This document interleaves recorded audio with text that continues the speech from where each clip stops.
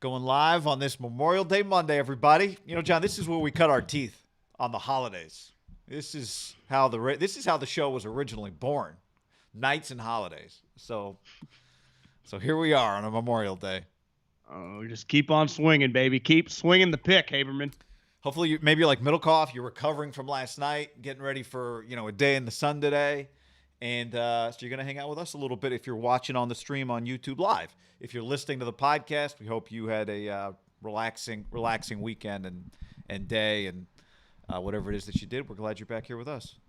Yeah, happy Memorial Day. Happy to America and happy just mad props to all of our veterans out there. I know my father, I have a picture over there with you probably weren't living in Davis yet, but they had the traveling Vietnam, the wall. Oh, wow. That was like, obviously they have the one and it came to Davis, where if you're familiar with Davis, it's where, what's the thing called when they put out a bunch of little shops, on like a Saturday morning, like a farmer's market.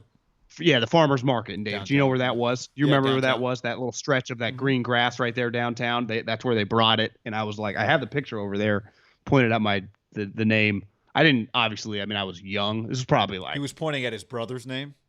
I was. My Oh. dad took the picture. Yeah. I kind of had a frown on my face. It wasn't a great look for me, but Well, I was like really, 5 or 6. It's kind of an awkward... Yeah, I didn't quite know what was going on, but it was clearly a big deal for him to go to see the wall. Yeah, I didn't... we went, remember? Didn't we go before we went to a Nationals-Giants game? Didn't we go to the wall in D.C.?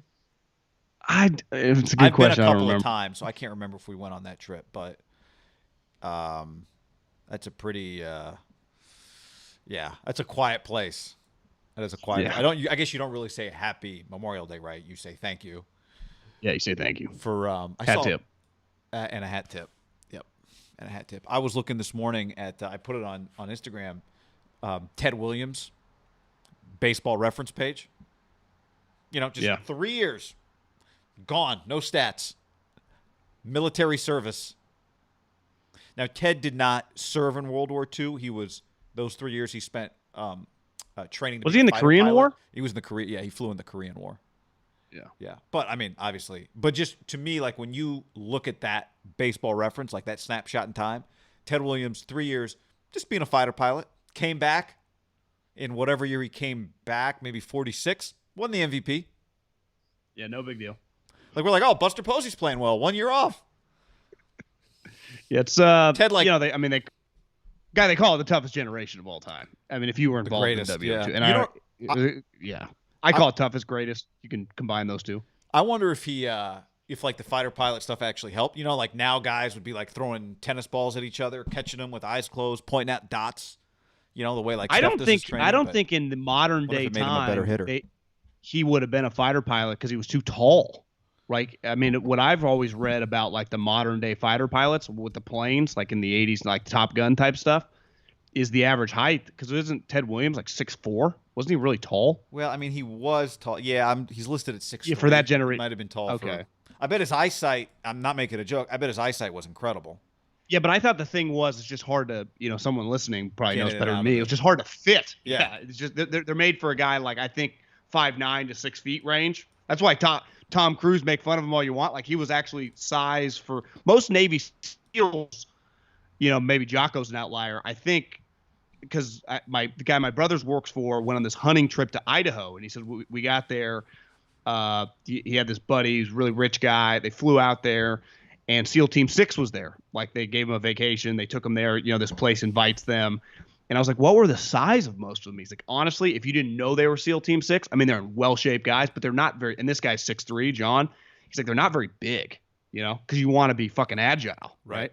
Right. Like ninjas, but, Yeah. with guns. Yeah.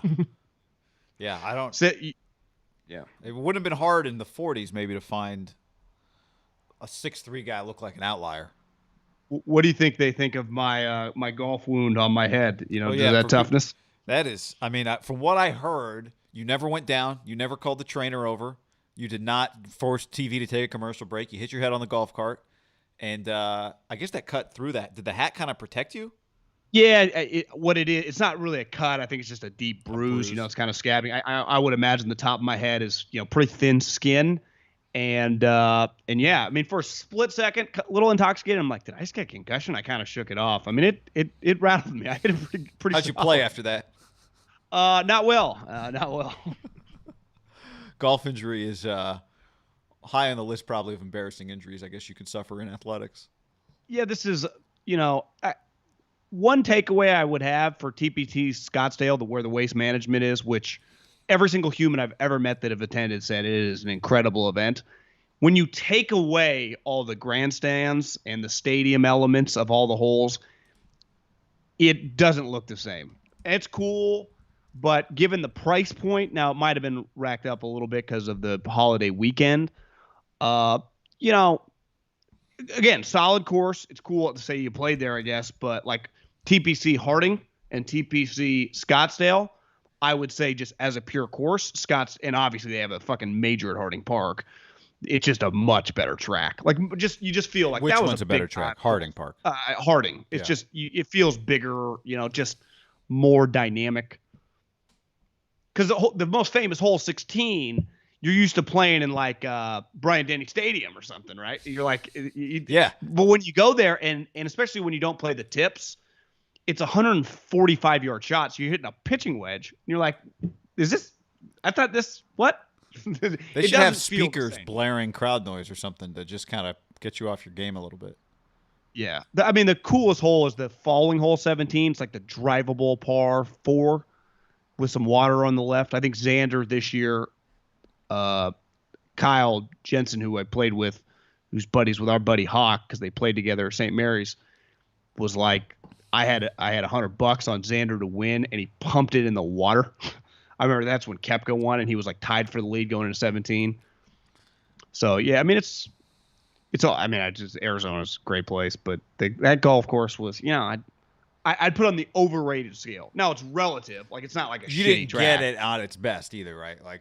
Yeah. What people are reacting to normally is it's kind of the other stuff. It's more of a restaurant where it's like the food's not great, but it's just the energy. It's like old red booths, the location. And I'm not even trying to complain. I check in our bags. They're like, Middlecoff. I'm like, damn. And he's like, hey, I'm Orlando. I went to Sarah High School. And then he just casually drops, played in the Mariner system for a while, stayed out here. Love your guys' stuff. He's obviously Niner guy. Shout out to Orlando then. Promo code HAM. The Bay Area is sneaky, and maybe it's like this. Definitely, probably on West Coast cities. I would imagine Southern California, Arizona area, Nevada. I would imagine Portland, Seattle. You're just going to meet some transplants, that have moved different places. They do stay loyal to their squads. It just shows you like sports are a big deal around here, and people follow it and it's like that all over the country. But like I do think that like the Giants and the Niners. They get followed very, very closely once you leave. Mm-hmm. They're pretty. The Niners are a unique brand. John, I was drinking yesterday at a Tempe bar, and the guy was like, "This is a Niners bar. It's the main bar in Arizona, or for the ASU. It's a 49ers bar." He said in 19, when the Super Bowl year, said it was a fucking zoo. I wonder what the average age of the Niners fan in Tempe is. Maybe it could just be a mixture of different things, mm-hmm. right? Some older people that live in the area. I would imagine if we could get the demographics on Arizona's student body, where they come from. I mean, obviously California is going to be a huge part of their student body, right? Is it crazy to think California is probably their number one outside Arizona state? No, probably not. Yeah, I mean, they got 85,000 students. Something like that. I mean, I can name 10 people off my head that I know went to school there. I'm on a text thread with 3 other people. All 3 of them went to ASU. One of my, you know what I mean? Like, it's just, it's pretty common. Hunter Bishop, ASU guy, right? Hunter Bishop, who texted me yesterday. He was watching the Hunter Bishop interview. Yesterday. Monday, May 30th. I'm like, are you just watching this now? He's like, legends. By the way, John, before we get to some football stuff, Bradley on the YouTube says, which course at Wecopa was better? Wecopa, is that you say it? Wecopa. Riggs, who I think moved to Arizona, just plays golf nonstop. He has he's done a video that it was his favorite course, and it's pretty cool. But it's multiple. The second one, there's multiple courses. There's 36 holes. Segura, I think, is the course that's the better one. Cholo or Chola is their other course. It's a little more targety. This one, the other one's more of a true course. Okay. No big deal. Your boy was 37 on the front, and then I've never started 18 holes drunk because usually if you start drinking while you're playing, but when you play 36 holes, you just by the time you get to the first 9, you're like, oh, let's order some rounds, and then you realize like we got a lot of golf left. It's a long day. It's 112 degrees, and you're just. If you can drink a lot of water, I do believe this though, it's much easier to play golf in like just the heat than it ever is the cold, just because you're so loose. It's like baseball. What Tiger said at Pebble. It's a warm weather sport. Yeah. Yeah. Remember Tiger at Pebble? Remember when we went to Pebble? One of the things Tiger said a couple years ago when Gary Woodland won. One of the things it was cold, and basically it was like, yeah, Tiger in this type of weather he can't get loose enough. It's just never going to be. Charles on the YouTube says Ted Williams Army Air Corps doctors test had him with 20/10 eyesight, which 20/10 means you see at 20 feet what people see at 10 feet. Like your vision is what. That's incredible. What are you? I'm bad. I wear contacts.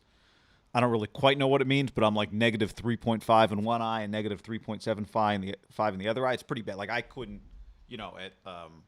like right now I'm 2.5 feet back from my computer monitor. I couldn't take my glasses off or contacts out and read that. I remember I did a baseball game with I feel like at this point in time I'm a 7'7" guy. 7'7". Does that feel bad? Like 7 feet, 7 feet? Well, you don't wear corrective lenses or anything, right? Yeah, but I think I'm adapting. It's headed that way. Squint. Yeah, my vision's pretty bad. But a couple years ago I did a baseball game with JT Snow, and I remember he saw something like beyond the outfield wall at sundown that I could not see. And I'm like, dude, how JT now is 50 plus. I'm like, dude, he doesn't have corrective lenses. And I was like, what's your eyesight? And I think his eyesight was like 20/10 also. It was something crazy.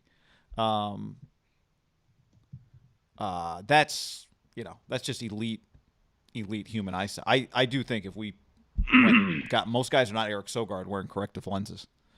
I mean, I never made it past I never made it past Little League, but going up against a couple guys that ended up pitching for our high school that was a powerhouse in the area, won the section.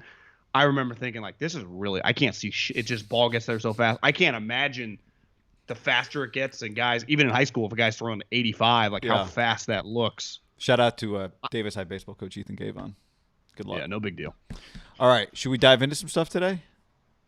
Feels like we got a pretty good, Rolodex of some young high school coaches that are on the move. That could Eric become Brown, powerhouses. Clovis West. Yeah, Is that what you're talking about? Two historic programs: Clovis West football, Davis High School baseball. Return to glory. Yeah. Hey, Brendan Okoff will come do the wave. I'll get the Davis Enterprise and Fresno B articles forwarded from family members. I was talking to a guy who does some radio in Fresno over the weekend. I'm like, maybe it was Friday afternoon. I was like, man, you got to do some more coverage of Clovis West High School football. You got to go all in on the Golden Eagles. They still do the high school show? They do a high school show, but from what I've heard, my thing to him was like, you got to rededicate to the local market. I think in 2019, I remember driving home from my mom's house and turning on 1140. They had a fantastic post high school show just going around the area, like Folsom leads 43-7. This is Sacramento area. Go to a guy there, and then a dude at Elk Grove, and then Davis High and Grand High. I was like, this is impressive.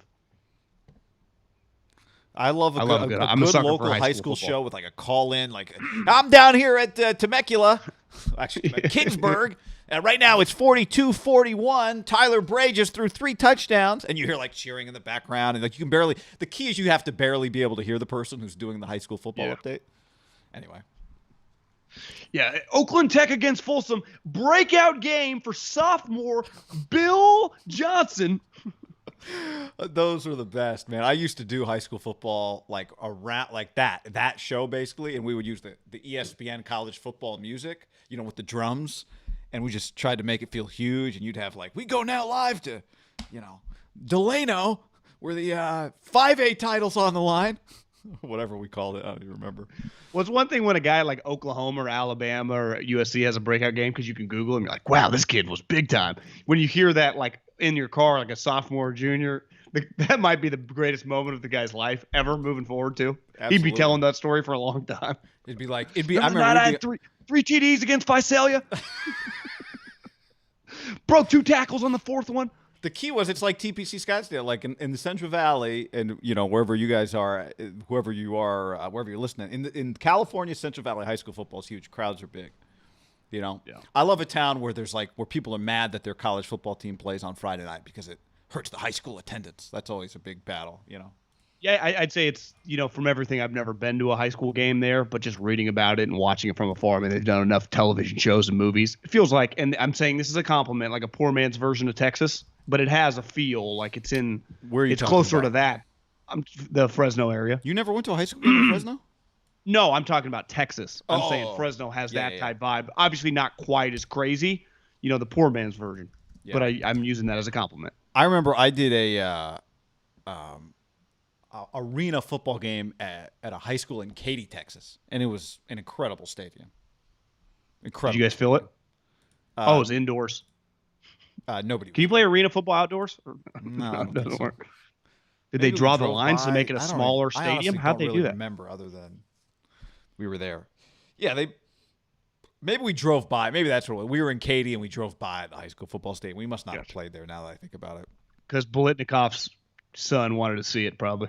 Freddie B. Jr. was the coach of that team. If you were a coach, it'd be like if you're a golfer and you're like driving in Georgia, you're like, could we just swing by Augusta just to see the gates? I bet Freddie B's like, I just want to see this high school stadium. I think the bus just drove by. Maybe that's what it was. I don't know. All right, let's dive into some stuff here, people. Yeah, you ready to go? Let's roll. We didn't really talk about how we're going to do these videos. You want a 3, 2, 1 it? Or we just dive in? Cut them that way. We can 3-2-1 it. We don't have Makes it any, easier. wine act. No. Let's just do it. We have anything we're pushing beforehand? I got Some geology. geology? All right, here we go. We'll 3, 2, 1 it then.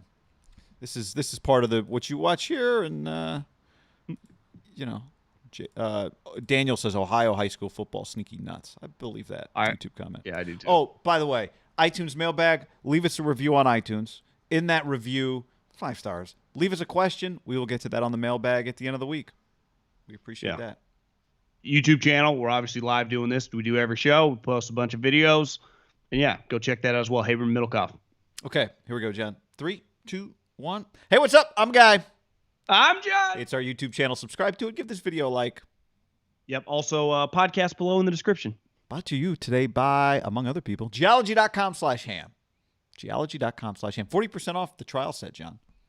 How do you beat that guy? They send you face wash, face cream, face lotion. They have it all. Go check it out. Geology.com/ham. Okay, Mac Jones is smaller than Jared Stidham. Tom Curran wrote this, and somebody actually DM'd me on maybe Friday, and they were like, "Did you just hear Curran on Cowherd? He was saying that Mac Jones looks really small." I remember you and I were talking about this a while ago. You pointed out, I think, first a while back, where it's like, I don't know if people realize that Mac Jones is not 6'4", 6'5". Tom Curran tweeted, "Just finished watching our first OTA 2021. One thing that stands out to me about Mac Jones is his size or lack thereof. Not just compared to Cam Newton. Shorter than Stidham as well.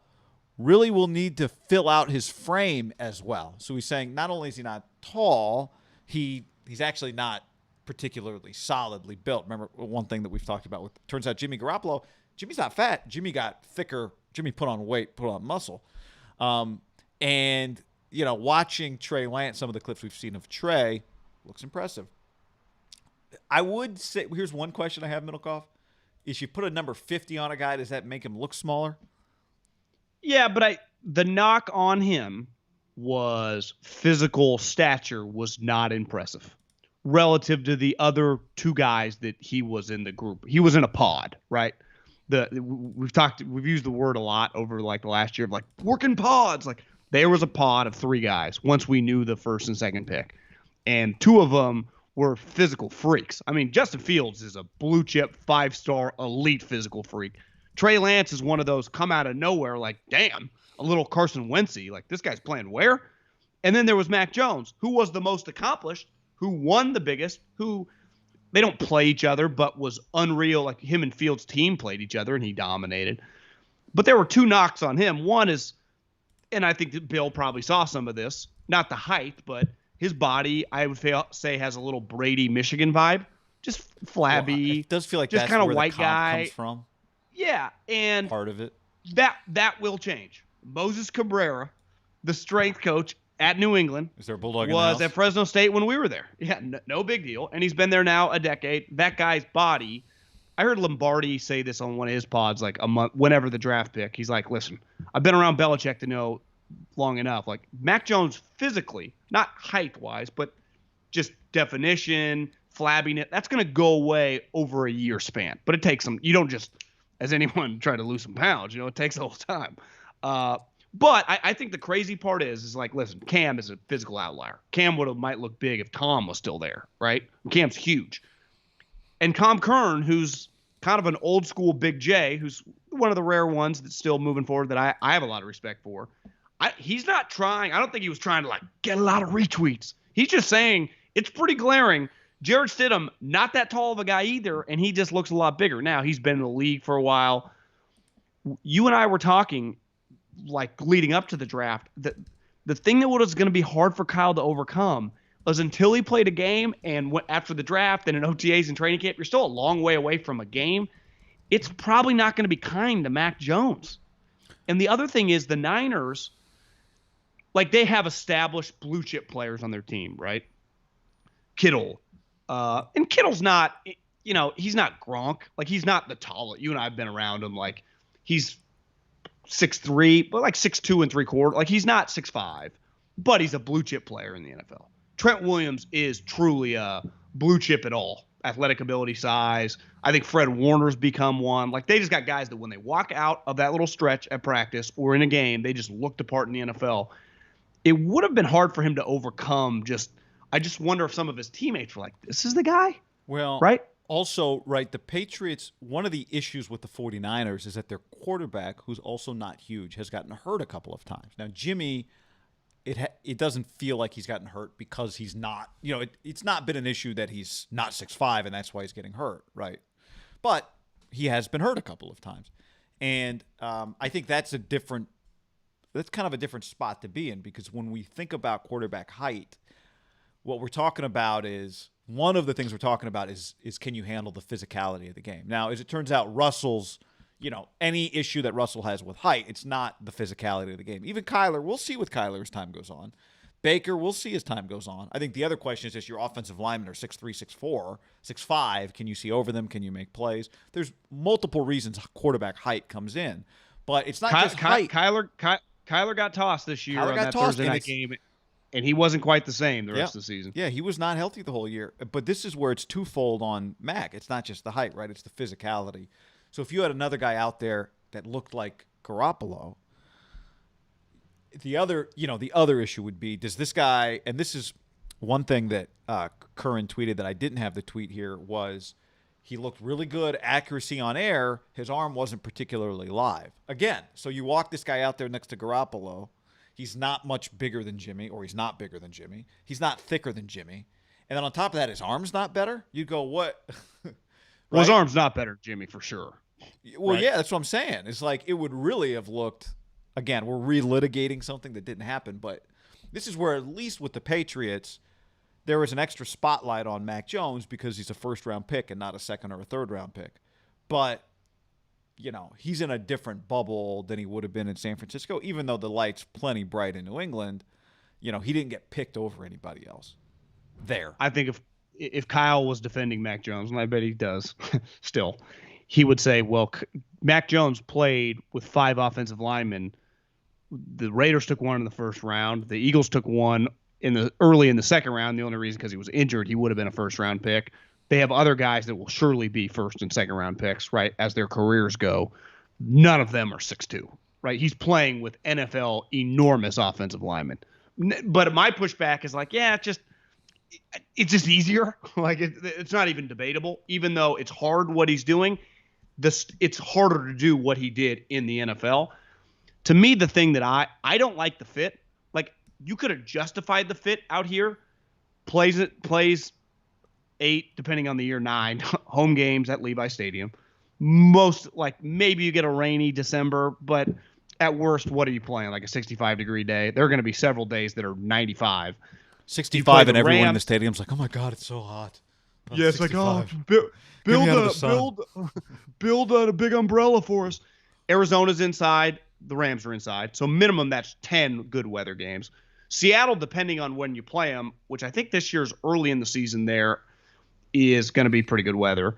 And then depending on your schedule, like you may only have a couple, like you're getting, playing with the Patriots, 3 to 4 cold New England games. If you play the Jets or Bills after probably Thanksgiving, I don't love the fit. You're saying like, arm strength is a bigger issue than that's one thing. Like when you think Brady, it's crazy. Like just going on the trip this weekend, Tom Brady just comes up in some form or fashion. Like he just becomes a conversation. Like he's just a talked about human, and it can be a lot of different things. It was like, whether it's about the match, whether it's about his greatness, whether it's about just whatever. TB12. He just finds a way into a conversation. Joke. Yeah. The reason he's known as the greatest cold weather quarterback, because he had a fucking laser. And obviously he's really good, but he wasn't like, that I don't know if Brady can get the ball there. It's like, no, he's just throwing BBs through the wind. Yep. And that's where I do wonder, did they love Mac Jones or was it a little out of desperation? Well, I mean, they liked, but did they not like anybody else in the first round? Right, that's the other question. Did they have like they weren't going to trade up grades? Weird spot. Also, it could be as simple as it's they've done it before in later rounds. They did it with Jimmy. They did it with Jacoby. It's just a value. Like even if he's our backup for a year, maybe he can look good in some preseason games, and maybe we can trade him to somebody else for a first round pick again, or who knows. They might not have loved anything else that was available to them. Now, again, if I wanted to defend Mac Jones, if you would have, I'm not comparing him to like Drew Brees, but Drew Brees never looked good in practice, right? Trying to think. I bet. I mean, Dak Prescott for that rookie year. Now he was a 4th round pick, but I bet in practice he wasn't killing it. Like remember, Kellen Moore, who now is his coach, shattered his wrist or something in a I almost said spring training, in a training camp. Or in a either training camp practice or a preseason game. Remember, Dak was like well below on the depth chart, and then all of a sudden, Romo's back breaks, his coach's arm breaks, and it's like Dak Prescott, and then he has the great season. It's like, holy shit! And then Tony comes back like 3 months later. It's about the man in the mirror. And he like tapped out. You remember that? And it was the right decision, but Tony never played another snap again in his life. Kind of crazy how that, looking back, that was a pretty big moment. I remember watching the press conference. I think what on was Periscope. the deal? Like did he not say Dak's name or something like that? Wasn't there something weird? No, maybe he never said the word retirement, or it was something. Yeah, I think he said like, listen, this kid's pretty impressive. Like I like him. I remember him kind of getting his back, but also, I remember some people ripped him kind of an ego play. Yeah. That's the part I remember. I don't really remember the specifics of it. All right, John. Before we move on, let's tell do you have something else on that? No. Let's tell the people about sleepnumber.com/ham. Sleepnumber.com/ham. Proven quality sleep. Right now, save $1,000 on the new Sleep Number 360 Special Edition Smart Bed during the Memorial Day sale. Here's the thing, guy. When you go on trips like to Arizona, you get an Airbnb and you get on a bed, which I don't blame the guy. If I ran his Airbnb operation, I'd probably go a little cheap too. Just generic. And you realize, I'm not sleeping that well. Bed's hard. Like, what is going on? Really tired. Get home. Woo. The Sleep Number bed's there. And you sleep incredible night's sleep. Probably a better night's sleep last night than I did for 3 straight days in the crappy bed. It's a game changer. Because when you sleep well, you live well, you produce well, your job's going well, life's good. You are more productive when you sleep well. That's not debatable. Studies have shown.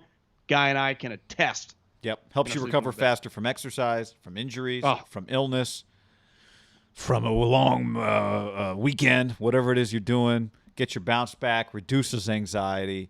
I don't know about you. I've had to make an extra effort on this particular Monday to hydrate a little extra. Sleep Number, the folks at Sleep Number are big on helping yourself sleep well by doing other things like limit your evening caffeine intake and chug some high quality H2O. Discover proven quality sleep.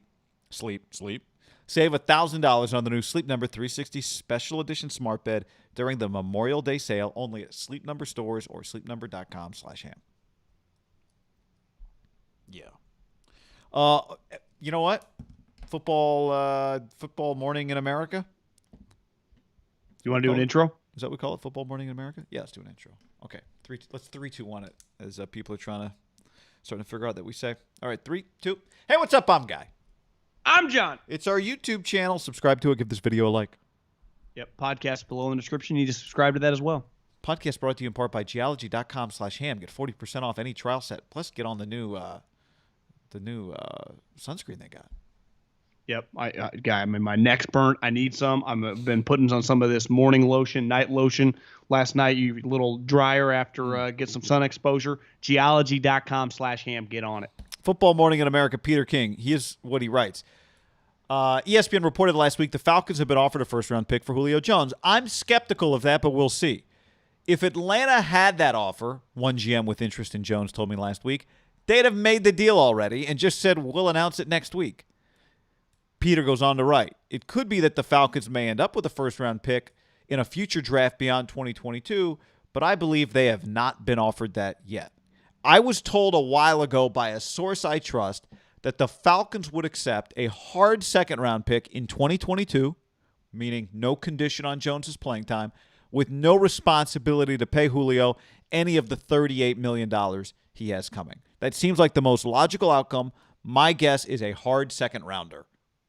I like that hard second rounder, meaning if he plays 12 games, it's a third rounder that becomes a second rounder. You know, without having all the details of the situation, maybe I'm wrong on this, but because remember, and it felt like if I'm just playing the puzzle game, and I know the big J's hate this, like, don't source guess. Rap Sheet, I actually met him a couple times. I don't think he gives a shit, but he tweeted out within the last 2 weeks that Julio was the guy that kind of requested the trade a couple months ago. Like he had gone to them maybe during free agency, like I want out. And maybe it's because he saw the writing on the wall that they were probably going to, he might be the odd man out anyway. Once he realized they were probably going to take one of the sweet skill guys. When you follow the sport and you're around, we've been lucky, right? We've seen like really good teams. We've seen Dennis Allen and Tom Sula teams. We've seen leaky teams. We've seen just a team like a Del Rio team kind of get buttoned up and just get the train rolling. Like I'd say since we've been doing the show since about 2013, we've kind of seen it all. Super Bowl, attendees, teams that draft number 2. The way to do business in the NFL is now you got to use the media sometimes. Like you just get it out there. It's probably easier than placing 32 calls. Like our guy's available. You just throw it out there and let people come fishing. I get it. I don't feel like the Falcons are handling this very well. Now, they have a first-time general manager. They have a first-time head coach. But the way it's just out there, and maybe it was unavoidable with this June 1 number. I bet the GM would say, well, Thomas Dimitroff has done a really shitty job the last couple of years creating all this space, not all on me. And I would say that's probably fair. But there is a way to just kind of keep your mouth shut. And that's where I'm, again, guessing a little bit. I think Julio did the thing, orchestrate with Shannon Sharpe, because he was tired of it. Like, stop fucking talking about it. Just trade me, right? Just get this over with. And I feel like they were handling this poorly. I just don't feel like a well-established general manager. Maybe any first-time GM might be a little overwhelmed with something like this, but if you just went like a Rick Spielman, a John Schneider, just good GMs around the league, Belichick, something would happen. And this whole thing is dragging on. And when it drags on for a while, we've had you can get him for a third, and now he might go for a 1 to now teams want him to eat the money. It's just what is going on here? If I was Arthur Blank, I would just wonder, are these guys a little over their head on this? Did you see Is that fair? Well, yeah, but let me throw another. It's not all. Let me throw another theory. They inherited this. It's not all their fault. And it's hard because they have to wait until June 2nd, basically, to do this deal. But let me. But they could have postmarked it. Let me ask, did you see the video that came out of the Panthers draft, the video the Panthers put out of their draft room when the Vikings called to try and trade up with them? Did you see this video? A couple days ago. Because the Vikings were going to try to draft Justin Fields, right? The Vikings try to draft Fields, and it's one of these deals where it's like we might get to the point where NFL teams start telling other NFL teams, look, you can't like start putting our offers in your little draft videos that you guys like to Well, it's produce. like you guys don't say shit and you're using us. Yes. Wouldn't you be mad if you were I the would Vikings? be mad, and I think I would not. I watched that video and thought it would not surprise me if the NFL, if there's some agreement that, like, guys, you don't get to put out other teams' business in your cool little draft video while you make yourself look good and make the other team look like a bunch of schmucks. It's happened a couple times now, right? Because it happened with the Vikings. Yes. The Vikings did it with the Eagles, though. Remember? They all do it, but so it's fine. I think it's great content, but it's sneaky. But one thing that happens, it's the great content because you guys look cool and the other team's kind of getting played. So one thing that happens in that video is how did you know it was the Vikings? Because he picks up, he goes, "What's up, Rick?" or whatever. I don't remember exactly what he said. Maybe it was because someone described that it was the Vikings, or maybe they knew. Maybe I think what it was they said the numbers. It was like they're offering like whatever 51 and 66. It was obvious it was their pick. Yeah. Okay, got it. And well, but the part in the video that you just made me think of was the owner of the Panthers, David Tepper, sitting there, and he's like, "Tell him not to call back unless it's a 1," or like he's like making like these grand pronouncements. It's like, tell him we're not messing around. It's which again, so the video makes him look good, right? Yeah, it makes him look like a tough guy, right? Yeah. And honestly, again, this is what I would say. If I'm an owner, that'd be kind of the fun part of the job. But it's not not ideal for your GM to be in that environment.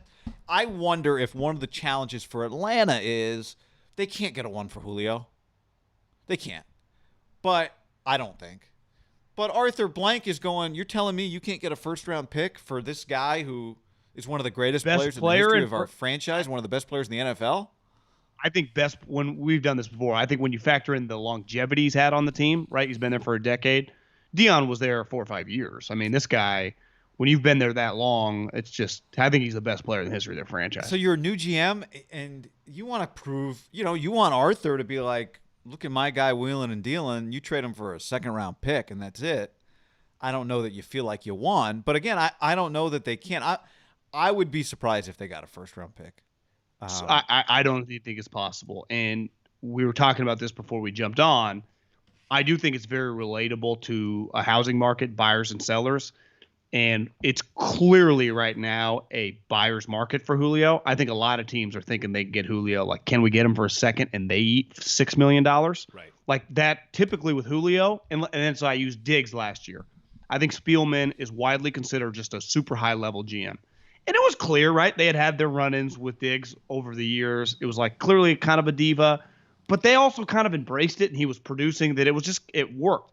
But then it was like, yeah, they're going to pivot off of him. But it didn't get dragged out very long, and boom, he goes for a 1. Now, he was cheaper and it and happened younger. before the draft. Yeah, it's not apples to apples, but if you want this to be a seller's market, how about this? For 3 months, when you know June 1's the deadline, be like, yeah, we're going to fucking roll with Julio. We're going to try to win with this sweet offense. And then tomorrow go, we've reconsidered. Call us. It's open for bidding. We're going to make a trade. You got 24 hours, your best offers. To me, and listen, it's hard without having all the details. I just think when they've kind of pity-pattered around that these teams are kind of circling like sharks, we're going to fleece this guy. And they've had 2 months to really watch the landscape develop, right? Yeah, it's like, well, we're getting one of the best players in the league. Who $15 million, like whatever, we'll cut a couple guards and a tackle and we'll just put him on for like a late second round pick. I think that the Atlanta Falcons, and in fairness, maybe in a couple years, if that little combo of Arthur Smith and Fontenot become a good combo, they'll be like, we learned a lot from that experience.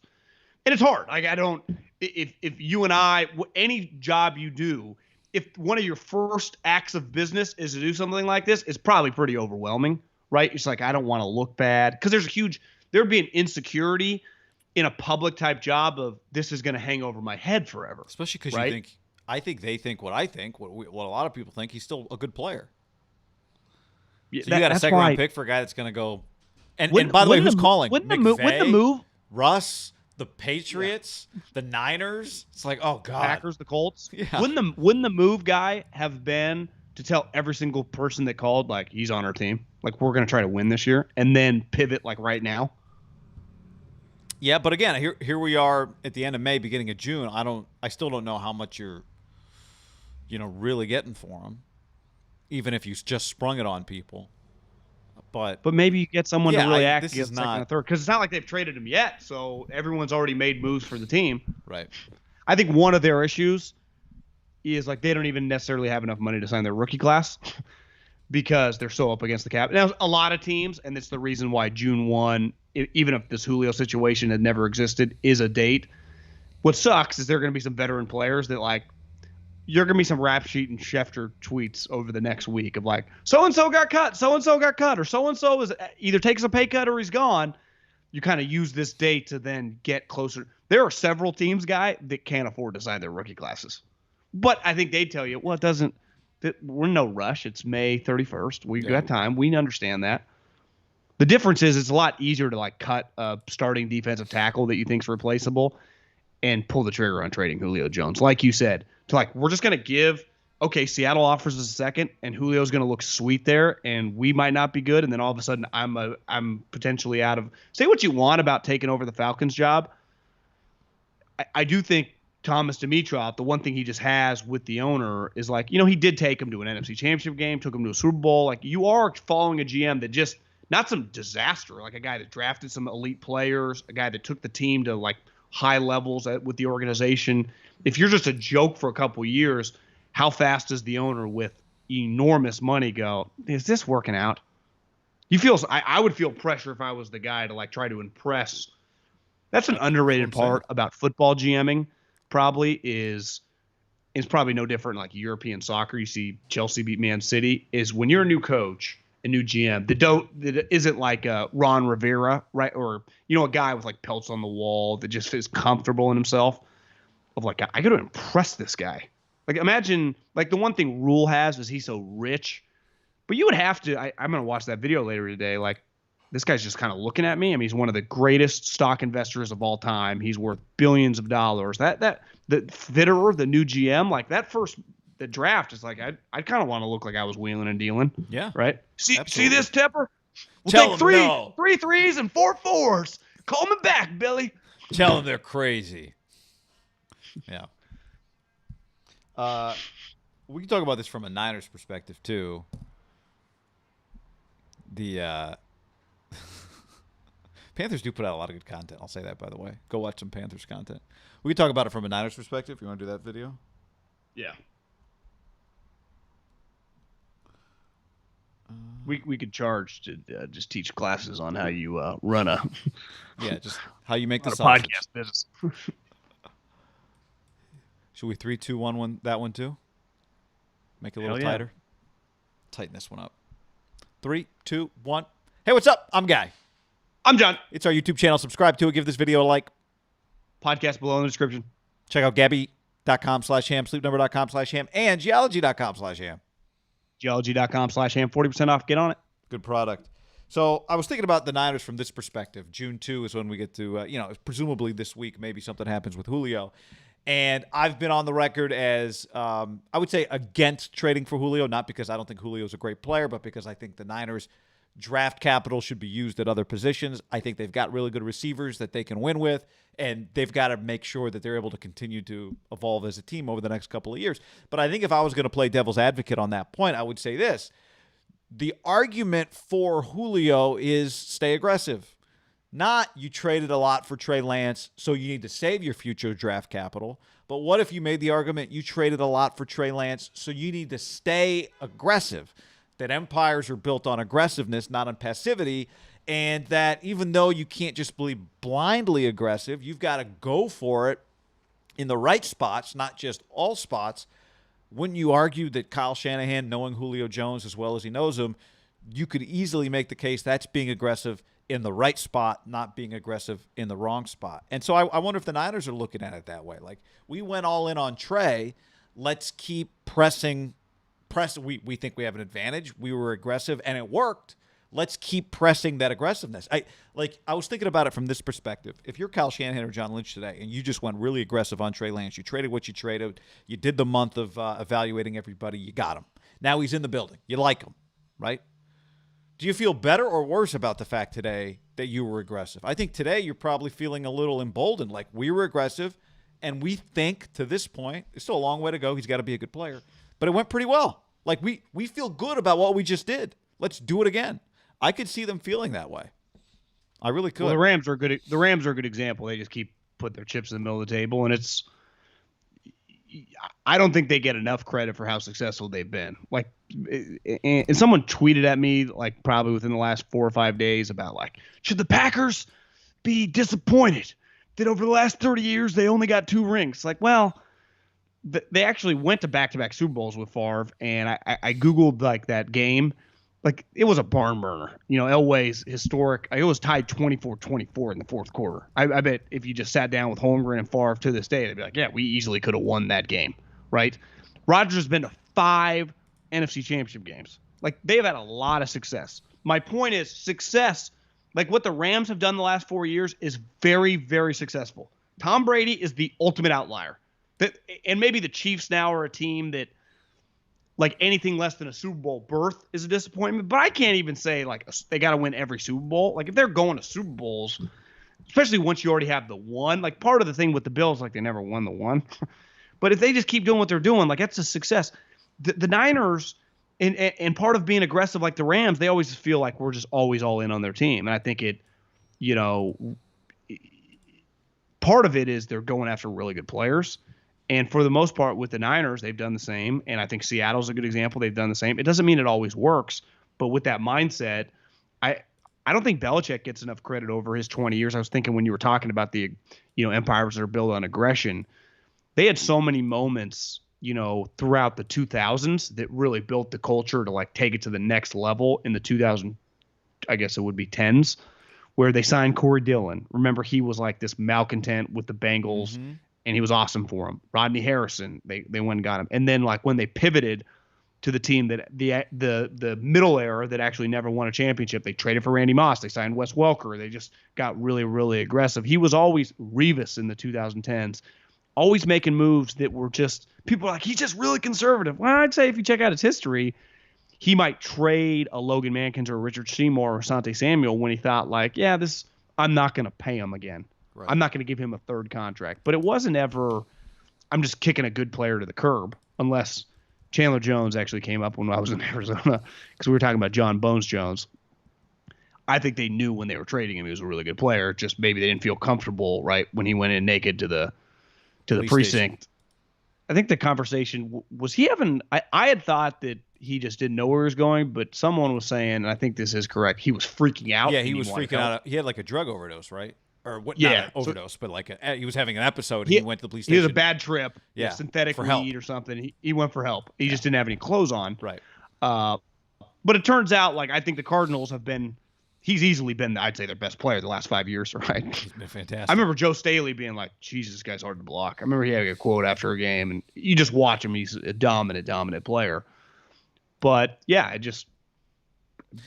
if you tell me they traded a 2 this upcoming year and like a future 3, just did something really aggressive, just what the Rams would do, no one's going to complain. Not a fucking soul. No. On YouTube, KC says the biggest benefit at this point of trading for Julio is to keep him away from Seattle, LA, or Arizona. Not having a first or second next year would hurt, but you still got to re-sign Warner too. So as it relates to the division, Florio wrote that according to a source with knowledge of the dynamics, air quotes, the Rams are out.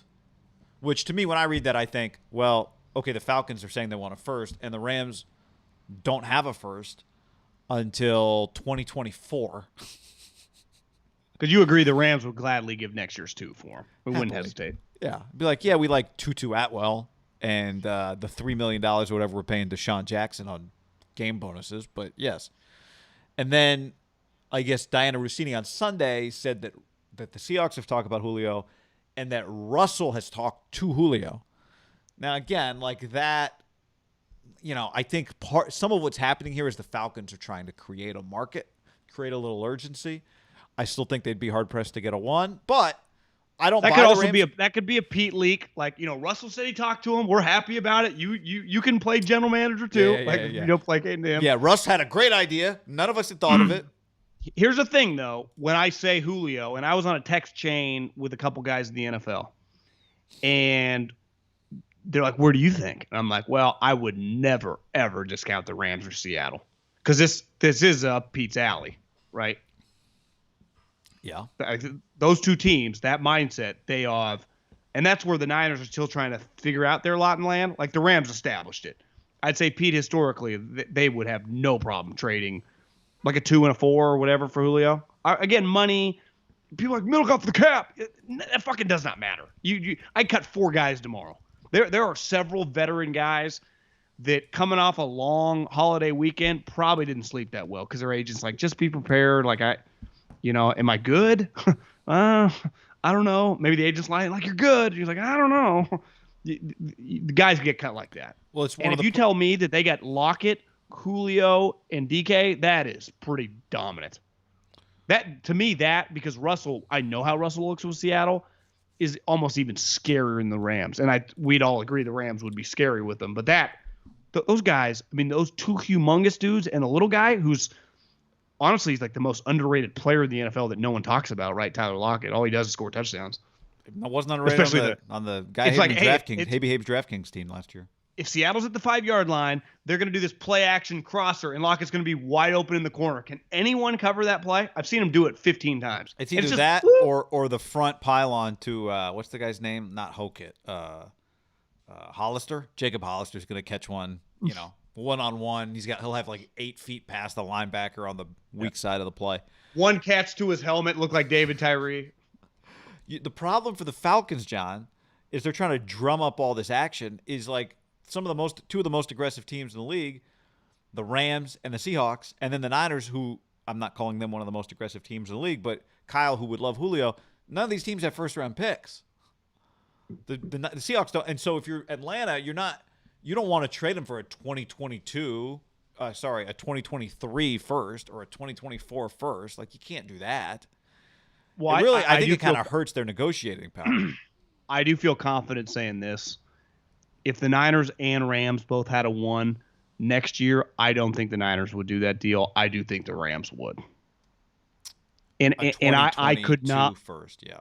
I would not criticize the Niners for not giving their first for a 30 guy is going to be 33. But the Rams, without hesitation, would give the first. Even Seattle, I could see them being on the fence. Like our 2 best players beside Russell are 2 wide receivers. The Rams just do not care at all. No. And I mean, when you do read, they spent $6 billion on the stadium. $6 billion. Remember the price kept going up because there was like all this torrential, there was like a really bad rain and it delayed the stadium build and all this stuff. And, Spanos had to make some hard decisions, John. Do you think, how long do you think, when they do like, if you pay down the minimum payment, you'll have it paid off by X number of years, $1 a year in rent. When does that pay off the $6 billion? Do the math. I think it's a long time. It'll be Spanos, the 800th, will be the owner of the team by then. Yeah, thanks, Dean. Appreciate you chipping in. Honestly, it's a genius move by Stan because you're like, there is no amount I could really charge him. The more I charge him, the bigger pain in the ass he is with me. So it's like, just give me $1 and just keep charge him $1. I get to do everything else that I want and stay away from me. Yeah. It's kind of insulting to the guy. It's kind of insulting to the Chargers when you charge them $1. Very insulting. Because then it's like you guys are just squatters. Yeah, we're so rich that the games that when we're alternating the games when we're on the road, your payment to us, there's not an amount you could give us that would matter to me. So just give me $1 so I never ever have to answer your phone calls. That relationship has to be a little weird. Very weird. Very weird. Like I would imagine there are some doors that are locked on Charger game days that no one's allowed. 1,000%. Like, all right, I'm here for the owner's suite. Well, actually, Stan's suite is locked. You guys get this suite over here. It's on the 35 in the nosebleeds. Actually, you just get some seats. Here's a broom closet. Okay. Before we go any further, John, let's tell the people about Geology.com/ham. Geology.com/hammer. Right now, you get 40% off any trial set. 40% off any trial set, and you can pre-order the SPF 30 unisex face sunscreen right now. Pre-order, you save 20% on that. It'll begin shipping end of, actually, I think it might start shipping this week. Right now, Geology.com/ham. Here's the thing. The older you get, sunscreen matters. I actually had that conversation this weekend because, my parents' generation, older generation, sunscreen, I don't remember becoming a really big deal till like probably we were in like high school. Like I never wore sunscreen as a kid going to swimming pools and hanging out with friends. There is not a swimming pool I go to now. Not that I go to many swimming pools, but like if I'm there with buddies with younger kids, like sunscreen is not getting applied; it's getting poured all over them. How Because it about matters. just four It drunk protects your guys body. on a golf course are constantly applying sunscreen? Oh my god! I mean, this weekend I saw several double sprays. So it's life changing, game changing, and it's very healthy for you. The other thing, obviously, Geology face washes, other lotions, creams. Can't recommend enough. Geology.com/ham. Yeah, you just take a quick quiz. Whatever your issue is, you got oily skin, you got dry skin, you got bags under the eyes. Whatever it is, your problem, maybe some wrinkles around the eyes. They got something for everybody. Every day, John, I'm using the everyday face wash, and I'm using the Vital Morning Face Cream. I think it's got a little sunscreen in it too. Just kind of after I shave every day. It's great. So geology.com/ham, 40% off any trial set. Go check that out. Podcast Do it. Also brought to you by Gabi.com/ham. Gabi.com/ham. When it comes to car and home insurance, we all deserve better. Put your policy to the test. Get a better insurance. That's what Gabi stands for. Gabi. Get a better insurance at Gabi.com/ham. It's totally free to check. Better policy for you than what you currently have. Yep. Use your current insurance information to get started, and in just minutes, you'll be able to see quotes for the exact same coverage you currently have. It's free to use. They truly compare the rates. You and I did it, I think, in 2020 is when we typed in our stuff. Yeah, and it is amazing. It gives you the breakdown because you just, when you're novices at it and younger people, and I know we're lucky, our demo's pretty young. You type in, you don't even know. You're like, is this the going rate? Is this how much I have to pay? That's where Gabi comes in. They factor in all the insurance companies. They get you the right price. Customers here's the key. They save Gabi customers save $961 per year on average. $961. You know what that is? That's net income, right? So when you factor in taxes and stuff, that's your actual money. That's what you're paying. And they'll never sell your info. Think how annoying that is. I don't know how many phone calls you're getting from those 888 numbers. They're driving me nuts. But that's Gabi ain't doing that to you. Not a joke. I've gotten 2 since we did this show. So that's important. Yeah. You get multiple offers from top insurers. You can pick the best deal.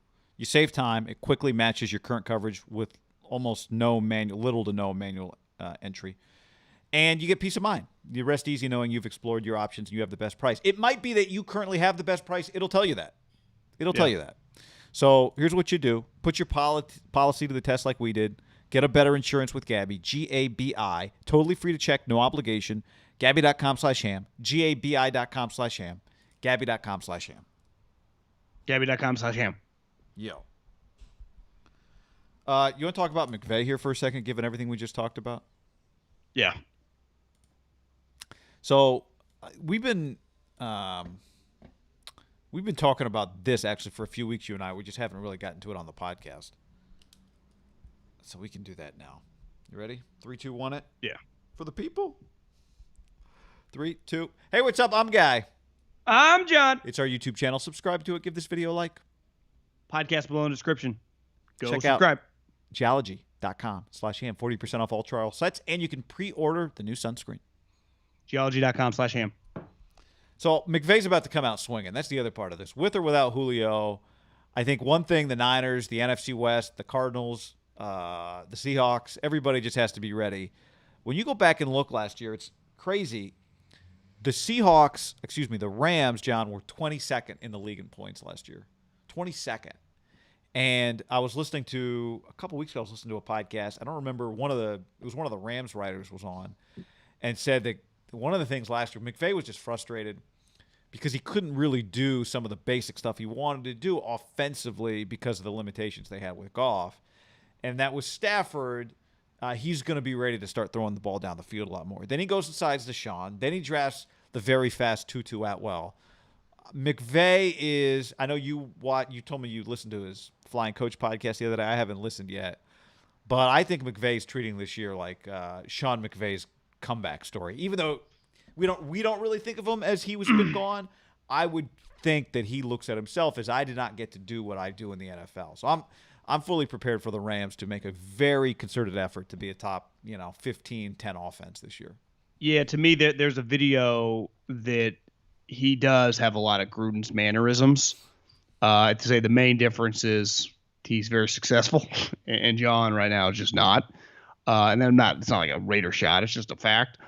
But the one thing different, even John in his heyday of like the older Raider fans I have in my life, they're like, I'm not shocked when you watch his team, and I think he frustrates some people with his conservative nature. He's like, Gruden's a conservative guy. And in fairness to John, the football he grew up in, right, played college football when like the 80s, his football mindset gets developed in the 90s and the late 80s.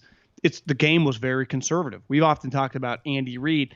Why he was such an outlier, all you got to do is like read the Steve Young book. For those of us that are younger, that grew up, didn't see those mid-'80 powerhouse BYU teams, they were like on steroids Mike Leach squad. I mean, they were bombs away. So the BYU crew was used to throwing the ball. The entire sport of football, guy, was not. Even the West Coast offense with Bill Walsh, which was throwing heavy, it was predicated on throwing slant routes and wheel routes to the running back. Right. It was not. Jerry Rice, I mean, he did just because he was a great player. They were not running constant go routes like they did with Randy Moss and Tom Brady. That's not the offense. Well, think about what is the highlight from the 49ers blowout of the Chargers in the Super Bowl. Wasn't it a slant route that he took to the house? Jerry just goes. Yeah. And wasn't he was known for, he's like, he would just catch that 5-yard out route. He'd take it to the end zone, 50 more yards. And that was kind of his thing. He was like Steph Curry. He never got tired. But to me, when I think Sean McVay, who like LaFleur, for example, I know they threw a lot of touchdowns this year, but they clearly, he's very Kyle-y. They want to run the ball. They had a lot. They re-signed Aaron Jones. Rodgers' first year, when I think they thought he was trending the wrong way, I remember when the Niners played him the first time on that Sunday night game, the two running backs had already combined for 20 touchdowns. Like they are going to be like Kyle, very run heavy and pass off the run. I do feel like McVay would have no problem if like Stafford's comfortable like going 5 wide shotgun and just fucking let it rip. Would you go back and look? So and Packers do that a little bit with Rodgers, but it feels like Rodgers going, I'm throwing back. Those are plays that have been called in the huddle. When you go back and look at McVay, last year they were 22nd in points, the Rams. It's the worst he's ever been ranked in points since his first year as an offensive coordinator in Washington in 2014. In 2017 and 2018, he had the number 1 ranked offense by points. He led the league in points in 2017. He was second in the league in points in 2018. In those years, he was a top rushing offense too. Okay, he was 9th in attempts the year he led the league in points, and he was 8th in attempts the year they were second in points. Now, part of that is you've got a lead. You're in a lead. You're running the ball in the fourth quarter. But I don't think. And Todd was pretty damn good too, right? I mean, his best player was probably Gurley that year. Todd was very good. There's no way he wants to be 24th in attempts, right? That's what they were. They were 24th in passing attempts the year they led the league in offense. And I don't have the breakdown here of like yards per attempt ranking, but I think in his mind, 5th year in the league as the head coach now, he's been waiting 5 years for Matthew Stafford or somebody like Matthew Stafford, or been waiting 4 years for this.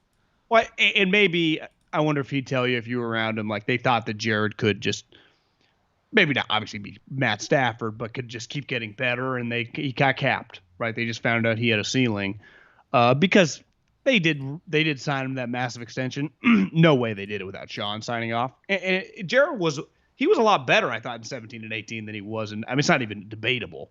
Last year, he was clearly just falling apart. Maybe lost his confidence or whatever.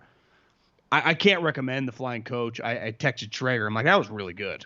And I mean, part of it, I give Traeger credit, is McVay talks a lot. And he's a star. And I was thinking about this morning because we've been talking about the Rams and talking about this for a while. We just hadn't had time. Is McVay part of usually football rivalries? Like, God, I hate Belichick. Drives me nuts. Or, I can't stand Sean Payton. Like, there are, Mike Zimmer, that crusty old asshole. Forever it was like Parcells and Holmgren, all these guys like button heads. They're villains. You don't meet that many. Yeah, you don't meet, like, McVay's not only not a villain, he is extremely likable. and he is a massive star. And I think what makes it unique is sometimes when you get these huge personalities as a coach, you're like, a little hollow, not that substancy. It's not like that with Sean. He's clearly a really good coach. Well, and that's what I think why so many people respect him. It's like he's good at his job. He's not just this outspoken, talks a lot podcaster. Because Guy, if he had a podcast, I linked you in an Instagram, we'd be in trouble. Wait, when did you today? No, probably I don't know, 4 or 5 days ago. Oh. That if he wanted to do an NFC West podcast, I mean, he would just get a lot of listens. He's just if he just started making if McVay started making Niner videos. He's so good that, not that we didn't know this, he's been talked about for a long time. If he quit coaching tomorrow, Louis Riddick and all those guys would be fired by yesterday, and Sean McVay would be the Monday. He would not. Remember, Jay Cutler wanted to get into it. They had to do some things with Kevin Burkhardt, with other guys, and they had to do some demo tapes. No demo tapes. He's immediately like John Gruden, and he's calling Monday Night Football. Do you agree with that? Yeah, I don't think those guys are fired from TV. They're just off Monday Night Football. Yeah. I just mean their Monday night run is over. Right. Yeah. If Sean McVay's I've had a mental breakdown. I can't coach anymore. I just want to do TV. Take a deep breath. He would be doing Monday Night Football. And it would be a really big deal, and he would be awesome. I think part of when you're talking about likability, part of it is you think about sort of some of the biggest figures in the sport. Like you mentioned, Bill is obviously number one. Bill doesn't share. Bill's not transparent. Bill doesn't, the way you see Bill's genius is by watching his football team. McVay is more than happy to explain himself, which is not a common trait for people in his position. Football coaches in general are not a very open breed. They're right. They're always worried that somebody else is gaining an advantage of them by things they say, and they don't want to be bothered with trying to explain stuff to the rest of the people who don't really understand what it is that they're doing. Yeah, I do think they are with their own coaching clinics. Yeah. High school, I'm college, talking specifically pros have always been big. about media availability, that type of thing. Right. Yeah, they love talking to exactly. They love talking. I'm sure Bill loves talking to other coaches. Well, Bill would I think rather talk to a high school lacrosse coach, right? Than I think something went viral last year. Bill spoke at the Zoom high school coaching conference, and I think whenever he does stuff like that, he blows people away. He has it in him. The difference is McVay, and I think it's just kind of a younger generation thing. There's really kind of less to hide. What am I hiding? Obviously I'm not going to tell you the special play we have called against the look. Now you're right. It's a nature of football. It's a unique sport where in basketball, we're fucking throwing the ball to LeBron here. In football, you don't ever know the plays. It's a tactical.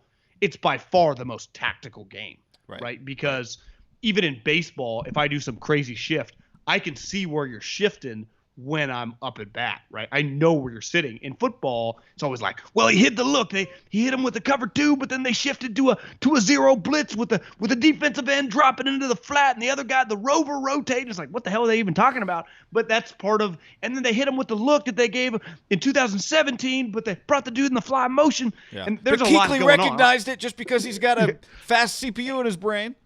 Yeah, and he jumped it, but he jumped a little too early, and he tipped the ball. It's just and it was a there's a lot going on. And it was a 3-yard gain. Now it's 2nd and 7. Oh my God, all that for that? Yeah. No, it's and that might be part of his personality. It might be harder for him to be that guy than it is to just be himself. So he just acts like himself.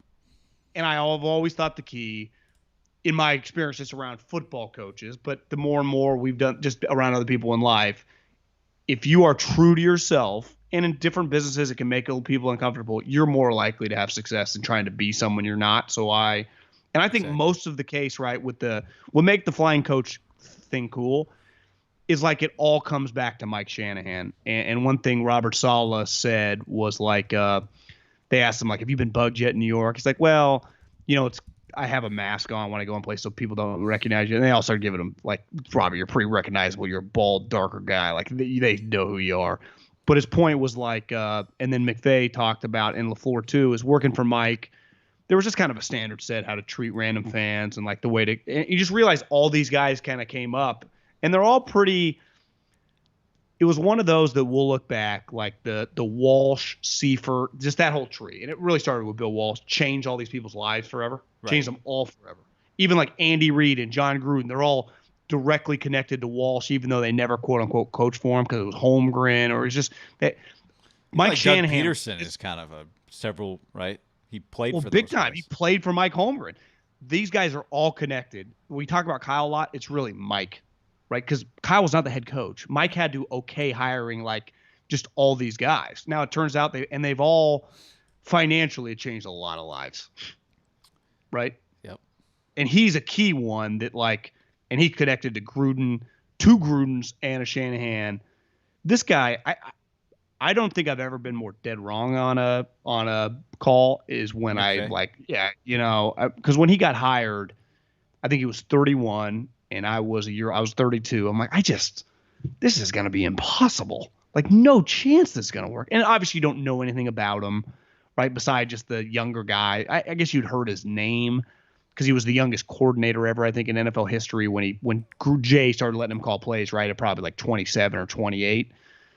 But it hasn't just worked. Like he's lived up to it. And I think it gets back to like he really is good, and back to the Niners. Like the Niners have been kicking his ass for 2 straight years. Like when you're two team like in the division, if you lose 4 straight games to a team and you're not like a Jag, like a bottom feeder, if you're a good team, like that'll rattle you a little bit. Because it's one thing to lose a game, but when you get beat twice by a team in a year, it's like, God, can we not? What the fuck's going on here? He'll be out for blood this year, John. And it's not because he's failed. Well, that was another part of the deal. He's like, Robert, not losing sleep seeing you gone, because he's really pummeled him. Well, yeah, and I think in McVay's mind, it's not because I'm not good enough and you're superior to me. My quarterback could not beat you. Period. My quarterback couldn't beat you. What he really wants to say, like, hey guys, have you ever seen a number 1 overall pick consistently skip out routes? Because that's what my guy was doing. Skipping the ball, yeah. 15-yard out route? No, like a 3-yard speed out. He skips it. If we can't run just one of the most basic plays in football, how are we going to do anything? He has to feel Thank God for Aaron Donald. He has to feel – I know. The skipping the balls with Jared Goff, it happened to the Niners, but if you were just like on your couch, like watching random like Rams, Jets, you're like, God, what? This is kind of crazy. Because then he would make a normal throw. He probably consistently, if you just like were a scout, he probably had 20, 30 plus throws that were like practice squad level embarrassing. It felt like last year because I'd noticed it every game. Yeah. Like, oh my God. He has to feel pretty. I don't know if lucky's the word. They made it happen, but you just don't normally transition to quarterbacks in the NFL the way that he just did. The one thing though, and you could probably make this argument with any quarterback that you pay a lot, that you draft high, and then becomes because if I said, well, if Stafford gets hurt, well, yeah, if Roger gets hurt, if Russell gets hurt, if Brady gets hurt, like that's just part of the game. They did pay a lot, So if he has, they were paying a lot for the other guy too. It's like they were.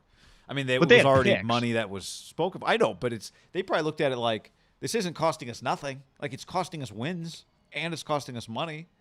So what are we doing here? We've hit our ceiling. Anyway. You think the Lions deep down just think, yeah, we're just basically paying like a $30 million tax and not be that good. Yeah. But get extra picks. Yeah. They bought picks, which I support. I actually think it's great. Yeah. If you're going to bottom out, you could argue the Lions of all the jobs, given that by far had the easiest landing spot. Right? Just the bar couldn't be any lower. Patricia was such an embarrassment. This is back to the Belichick thing you were talking about, doesn't really share.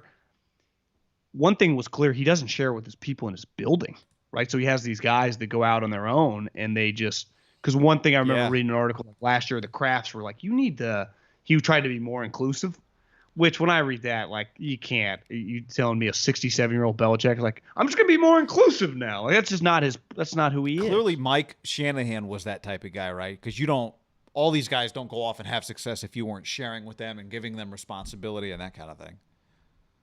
I think Shanahan and Andy, it probably comes natural to them, right? Because I don't think you can fake that. Some guys are just bunker mentality. Like, I don't think Parcells was a huge sharer when he was the head coach. And part of it is he was more the true general. Like, also, and this is no shot at these guys. They're highly successful coaches.